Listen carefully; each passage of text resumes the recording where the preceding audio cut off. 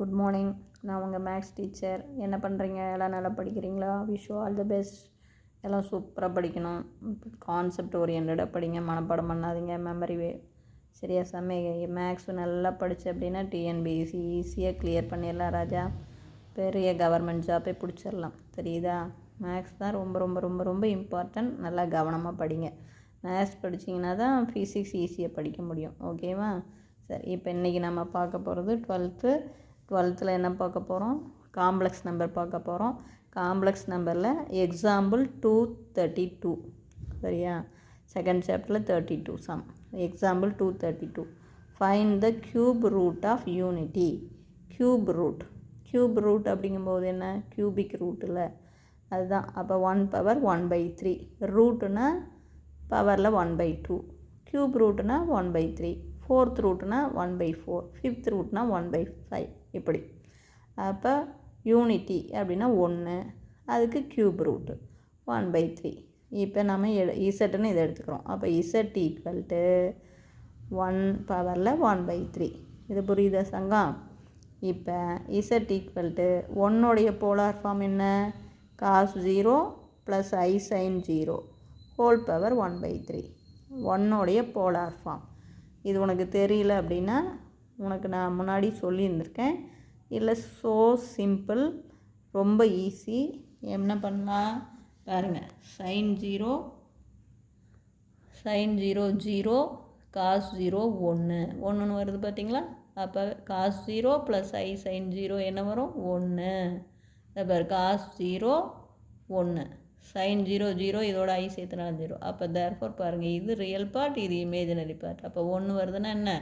cos 0 + I sin 0. புரியுதா? இதுதான் polar form 1க்கு. அப்போ தேர்ஃபோர் ஆட் 2kπ.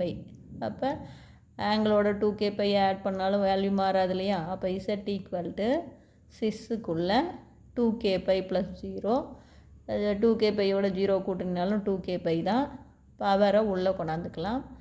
அப்போ இசட் ஈக்குவல் டு 6 1/3 2kπ. இப்போ 3 வர்றதுனால நமக்கு 3 சொல்யூஷன் வரும். கேவுக்கு பதிலாக 0 1 2 தான் போடணும். இங்கே பாரு, கே என்னென்ன வேல்யூ எடுத்துக்கும்? இங்கே 3 இருந்தால் கே எடுத்துக்கிற வேல்யூ 0 1 2, அதோட 1 கம்மியாக. அதே இங்கே 4 இருந்தால் 0 1 2 3. நல்லா பார்த்துக்குங்க. இங்கே 3 வர்றதுனால கேவுக்கு நம்ம என்னென்ன வேல்யூ கொடுக்கணும்?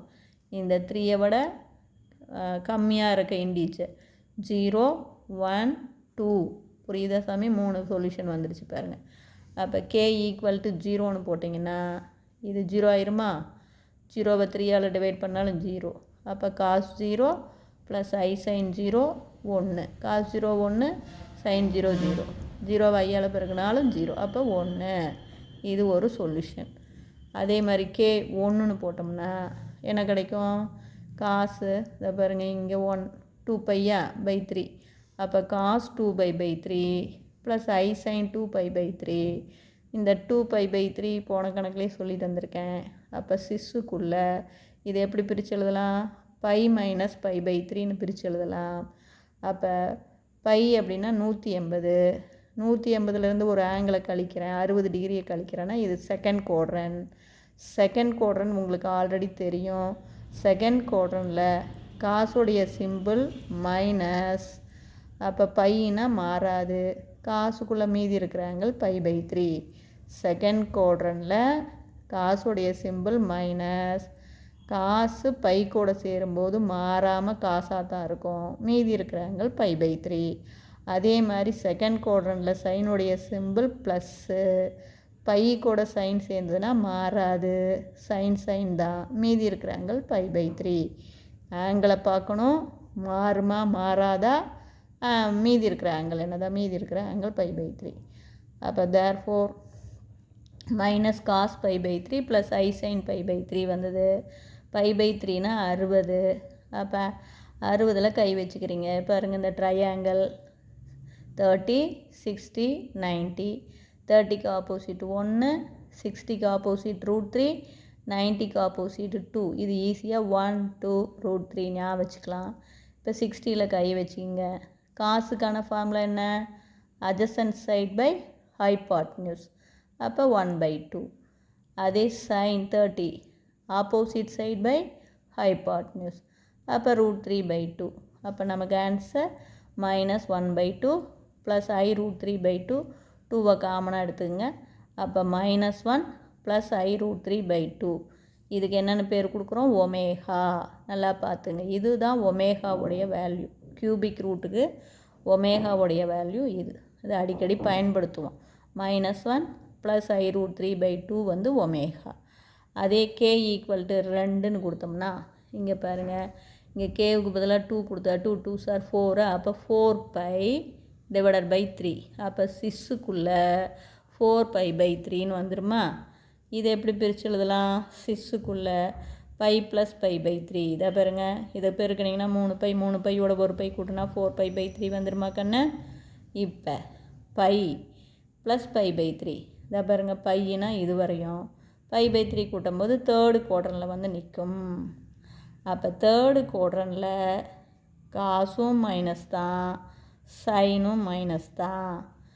காசு பை ப்ளஸோட சேரும்போது மாறாது, மீதி இருக்கிற ஆங்கிள் π/3. அதே மாதிரி சைனும் பை ப்ளஸோட சேரும்போது மாறாது, மீதி இருக்கிற ஆங்கிள் π/3. பாருங்கள், காசோடைய சிம்பிளும் மைனஸ்ஸு, சைனுடைய சிம்பிளும் மைனஸ்ஸு. காஸ் பையோடு சேர்ந்தால் மாறாது, காஸ் π/3. சைன் பையோடு சேர்ந்தால் மாறாது, சைன் π/3. அப்போ காஸ் π/3 ஆல்ரெடி பார்த்துருக்கோம், 60 டிகிரி மைனஸ் இது வந்து 1/2. அதே மாதிரி இந்த மைனஸ் சைன் 60 டிகிரி வந்து √3/2. கீழே 2வை காமனாக எடுத்துக்கிட்டால் -1 மைனஸ் I√3/2. இது ω². இங்கே பாருங்கள், ஒமேகாவும் ω²ன்னு பேர் கொடுத்துக்கிறோம். அப்போ கியூபிக் ரூட் என்னென்ன வரும்? Root of unity 1, omega, ω². ஒமேகாவுடைய வேல்யூ -1 ப்ளஸ் I√3/2. ω²உடைய வேல்யூ -1 மைனஸ் I√3/2. இங்கே பாருங்கன்னா, இதுவும் ஜஸ்ட் காஞ்சுகேட் தான். நல்லா பார்த்துங்க, ஒமேகாவும் ω²ம் காஞ்சுகேட்டாக தான் இருக்கும். இது புரியுதா? கியூபிக் ரூட் யூனிட்டி ரொம்ப ரொம்ப ரொம்ப முக்கியமானது. தேங்க்யூ, நன்றி.